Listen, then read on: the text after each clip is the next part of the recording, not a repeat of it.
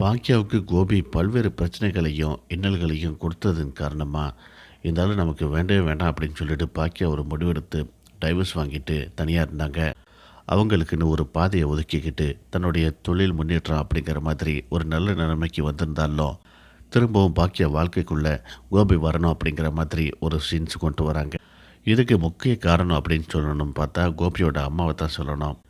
கோபிக்கிட்ட கோபி அம்மா நீ எப்போவுமே அம்மா கூட தான் இருக்கணும், உன்னை நான் பார்த்துக்கிட்டே இருக்கணும் அப்படிங்கிற மாதிரிலாம் பேச அவரும் தன்னுடைய ஒய்ஃபு ராதிகாவை கூட்டிக்கிட்டு வீட்டுக்கு வந்தவர். பின்னாடி 2 பேரும் பிரிஞ்சு டைவர்ஸ் வாங்கிட்டு அவங்க போயிட்டாங்க.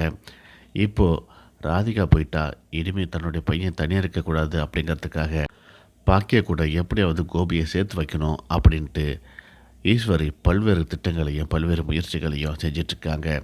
எல்லாமே ஃபெயிலியர் ஆகிட்டுருக்குது. இதுக்கு மேலே நாம் இந்த வீட்டில் இருக்கக்கூடாது அப்படின்னு சொல்லிட்டு கோபி முடிவெடுக்கிறாரு. ஈஸ்வரிக்கிட்ட நான் இந்த வீட்டை விட்டு போகிறேம்மா அப்படிங்கிற மாதிரி கேட்குறாரு. நீ இந்த வீட்டை விட்டு போனீன்னா நானும் இந்த வீட்டில் இருக்க மாட்டேன், என்னை நீ உயிரோடவே பார்க்க முடியாது அப்படிங்கிற மாதிரி ஈஸ்வரி சென்டிமெண்ட்டாக பேசுகிறாங்க. எழில் பார்த்துட்டு இது என்ன பிரச்சனை திரும்ப திரும்ப வந்துக்கிட்டே இருக்குதே, அப்பா தனியாக இருக்கிறது தான் அவருக்கு நல்லது அப்படிங்கிற மாதிரி எடுத்து சொல்கிறாங்க. ஆனால் எதையுமே காதில் வாங்கிக்காம ஈஸ்வரி கோபமாக கோச்சிக்கிட்டு உள்ளே போயிடுறாங்க. கோபி என்ன பண்ணுறது அப்படின்னு தெரியாமல் நின்றுட்டுருக்காரு. பாக்கியா ஒரு பக்கம் எதுவுமே பேச முடியாமல் நிற்கிறாங்க. இதோட இந்த பிரம முடியுது.